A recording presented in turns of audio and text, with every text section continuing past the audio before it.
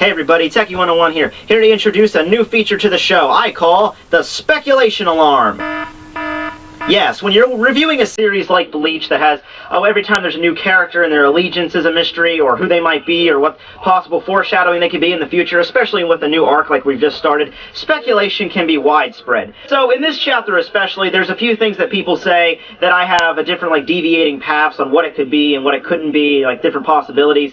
So this will flash on the screen to make it all okay. So now allow me to demonstrate the proper use of the speculation alarm. Isshin is actually the Soul King, Rangiku is the soul form of Ichigo's mother Masaki, and Orihime is actually the one in charge of the Quincy's all along. That makes it justifiable!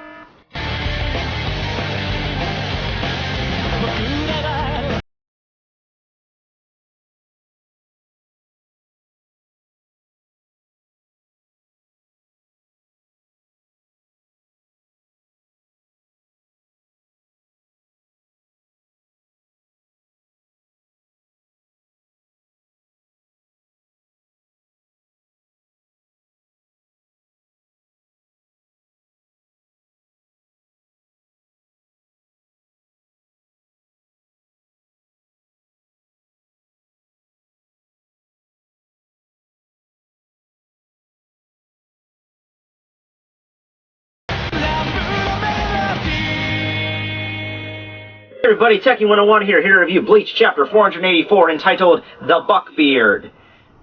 There's homework for someone. Find out what Buckbeard means, because I have no idea. I know Buckbeak, that awesome bird creature that Harry wrote in the third book, but really, beyond that, I don't know what that means, so please enlighten that for me. We start off where we did last chapter with the Von den Reich. Oh, yeah, sorry. Go off on a tangent here.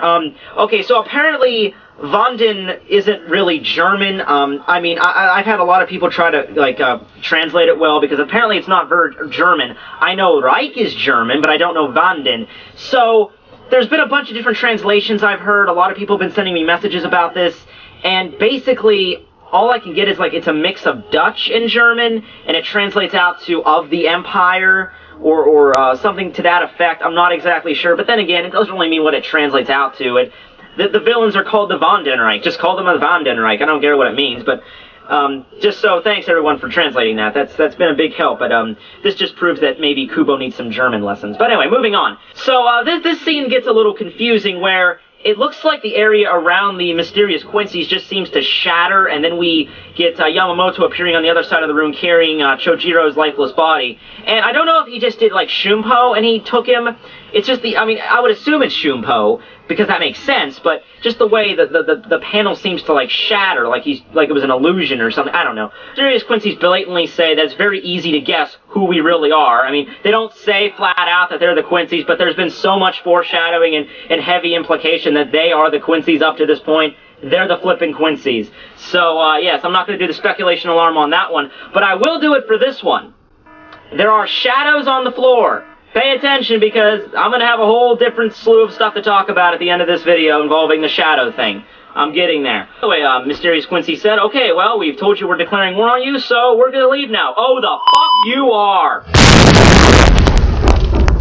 Okay, yes, I know Yamamoto doesn't really say it like that, but you could totally tell that he wanted to. Imagine this from his perspective. He's just sitting in his office, doing his normal head captain thing. All of a sudden, these 7 guys just show up on his front door wearing black masks. You're like, yeah, so we're declaring war on you, and then we're going to kick the crap out of one of your lieutenants, and now we're just going to leave. You can tell that he's like, yeah, I'm going to shove the flames of hell right down your freaking throat.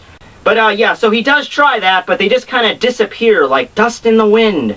And he also mentions that the Ryatsu has already disappeared from the area, so it's not like they easily just Shumpo'd or high-speed movement it away. They're like Toby from Naruto. They just completely vanish off the face of the earth. Hey, the big shocker of the chapter is not the shadows, it's not the ice palace at the end, or meeting the supposed king of the Quincy's. It's not any of that. The big shocker in this chapter, Chojiro actually has plot development. I almost freaking had a heart attack when I actually saw that Kubo just didn't toss him away like a rag doll. Granted, he only says 2 sentences, but they're an important 2 sentences. He says that there's something I need to tell you. other than him not being dead, which everyone thought he was. I can't tell you how many comments I got in the last video, like, rest in peace, Chojiro. I'm like, dude, he's not dead yet. Kubo never kills anybody, obviously. But Chojiro states that they can Bankai, and you see Yamamoto's face in shock and awe. Now, speculation alarm time. Knew I installed that for a reason. Okay, so everyone immediately jumped to conclusions. I even got some messages over this, that, oh my god, the Quincy's can do Bankai, the Quincy's can do Bankai. Okay, that's a possibility. But, remember last chapter, when Ivan made such a big deal about sealing Ichigo's Bankai. He didn't act like he was going to do Bankai himself, and we see in this situation that Ivan is beaten up pretty damn badly, and he just, like, kind of walks away because he's so injured. He escapes. But I think that what Chojiro really meant to say is that they have the ability to seal Bankai. Because think of it from his situation. Chojiro, we don't really see how the fight worked with Chojiro, but how did Chojiro know they can do Bankai? And with creatures that are obviously not, they're not Soul Reapers, obviously. At least not completely Soul Reapers, because we have that whole hybrid theory going along, so we don't even know what that's about yet. But, so how would Chojiro know that they can do a Bankai? And, I mean, if they did, I mean, Yamamoto was in the same room. I mean, he would have been able to witness it too. He wouldn't have been as shocked. And, so that's what I think Chojiro meant to say. I think he meant to say that they can seal Bankais. How he would know that either, I don't know. But that fight with him so random, I mean, anything that Chojiro knows, Yamamoto would know, because they're in the same room. But maybe Chojiro was off doing something else. Maybe something else happened. I don't know. But hopefully they'll explain that later. But anyway, we cut back to the human world. We see what happened after Ivan got hit by Ichigo's Getsuga Tensho. He's not taking it as well as when Grimmjow got hit by it. You know how Grimmjow got hit? He had burns over, like, a little bit of his arm and his torso a little bit, but other than that, he was completely fine. Ivan is, well, how do I say this in the nicest way possible? Ivan is fucked up. I mean, really, he's got, you know, like, third-degree burns over, like, 80% of his body. He's spitting blood. One of his eyes is, like, screwed. Well, not his eye, that's just his mask part. But his hair's burned out. He looks like, you know, someone would actually look when they got hit by something like that. I mean, I'm just saying, half the time when Ichigo hits somebody with their Getsuga Tensho, they only come out with, like, minor burns or something, and that's true with, like, with the exceptions of the final Getsuga Tensho, but that's how, when he usually fights an opponent, the Getsuga Tensho doesn't do as much damage as it, you know, like a concentrated blast of energy would. But anyway, so Ivan's severely damaged. So anyway, Ivan is still dumbfounded of why his Bankai didn't get sealed. Ichigo shows up behind him and states, well, you know, I wasn't that interested in you to begin with, but that whole trying to seal my Bankai and breaking it partially, yeah, I'm kind of interested in you now. So Ivan's response is that he's basically screwed in this situation. His ace in the hole did not work. He's messed up. He can't fight anymore. So I don't know if like how this works, if his shadow just like takes on 3 dimensions or something, but his shadow shows up and he states that it only hides the chosen ones, and then he completely vanishes off the face of the earth the same way that the other Quincy showed in Yamamoto's office did, leaving Ichigo, you know, stunned as well as Yamamoto does. He mentions that Garganta had nothing to do with it, just like used by the Arankars. Ichigo, would it shock you to know at all that this guy is not an Arankar? Maybe the guy just likes to wear a mask, you know? And people on my comments and on the forums in general are saying maybe they're Arankar Quincy hybrids. And the flaw with that I have is that Arankars were originally hollow Shinigami hybrids. So it's like you have the hybrid of the hybrid that's also a hybrid. You know, one other thing I have to mention is when Ivan was so shocked by the fact that Ichigo survived the sealing technique or whatever he was doing, I started thinking, well, you know, Ivan, I don't know if you're aware of this, but Ichigo is about the furthest thing from a conventional Shinigami you can imagine. I mean, maybe the Bankai sealing works on a normal Shinigami, but Ichigo's the furthest thing from that. He's a pureblood. His dad was a Shinigami, but he's also half human, but he also got his powers from a method that's not even supposed to happen. He has part hollow abilities. He has a full-bring ability. I think I just added an extra finger. I think we're up to 6. Not to mention he merged himself with his Zanpakuto himself, and he did a final Getsuga Tensho, which he lost his powers and got him back again. So, That's like 8 points on how he's not a normal Shinigami and how most things do not work on him. But anyway, moving on to the main villain hideout, the Quincy hideout of the series. This was actually allusioned earlier on. I think I did do a video about this where I mentioned this. It's called some kind of ice palace. And what Kubo said, I can't exactly remember the exact phrase, but he basically said that the main enemy's hideout is somewhere near and just underneath someone, and just underneath everyone. And we're getting back to it. I'm getting to it. So anyway, all those 7 mysterious Quincy's and Ivan both arrive back here, and we finally get a look at I guess that's the head Quincy, the one that was talking to Yamamoto, I'm assuming.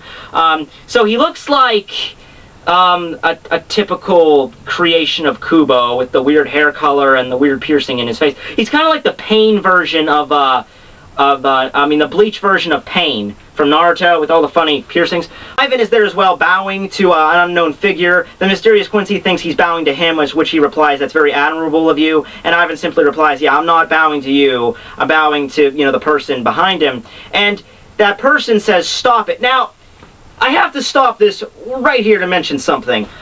Remember back in the Hueco Mundo arc, right at the beginning of the Hueco Mundo arc, when Ichigo and Chad and Uryu broke into Hueco Mundo, and the Espada are all at the meeting table. Remember that, the big meeting of the Espada?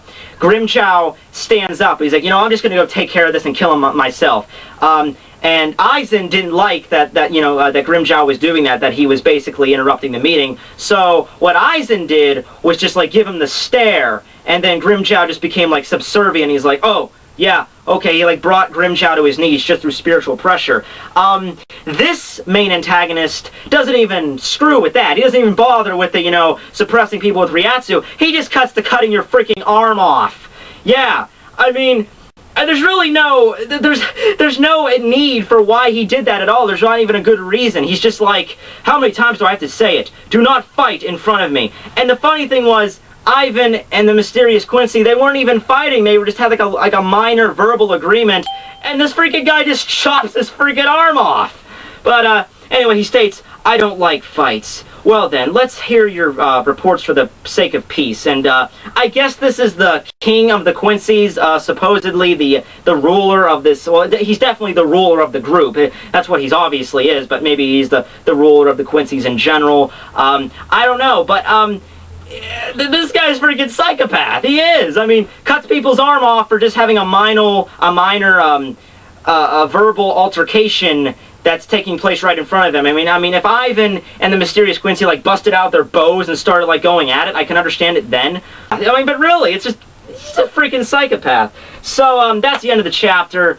Okay, let's get right to it. Let's get to the shadow thing. All right.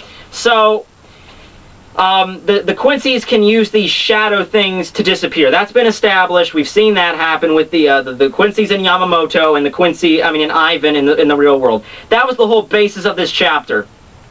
Other than introducing the Quincy King, I guess I'll just call him the Quincy King until we get an actual name. But the Quincy Führer.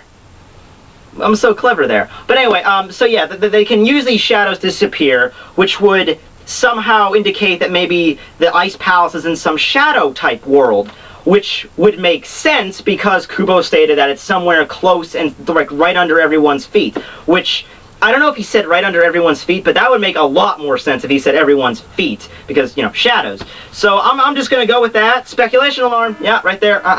So I'm going to go with that. The Ice Palace is in some kind of underground ice, like, shadow world, and that's like the Quincy's have some ability, like maybe they figured out some way to manifest and like manipulate this world. They can travel between it. This would also explain exactly where they've been, because like going by what Uryu said, the Quincy's have been extinct for hundreds of years, and this would at least explain where they are. They were in a completely different dimension to begin with, so that makes a lot of sense. Thoughts on the Quincy King? Aside from him being a complete psychopath, he stated he hates fights. So much so that you'll cut off the arm of your own servant just because they had like a little bit of a minor altercation. So he's for peace. I mean, his servants aren't for peace, obviously, because Ivan breaks out the bow and bombards Ichigo. The other Quincy's take out their freaking Chojiro right like that. So obviously his servants aren't exactly following his dogma of peace. And so anyway, yeah, Tekking101 signing out. Have a nice day, guys.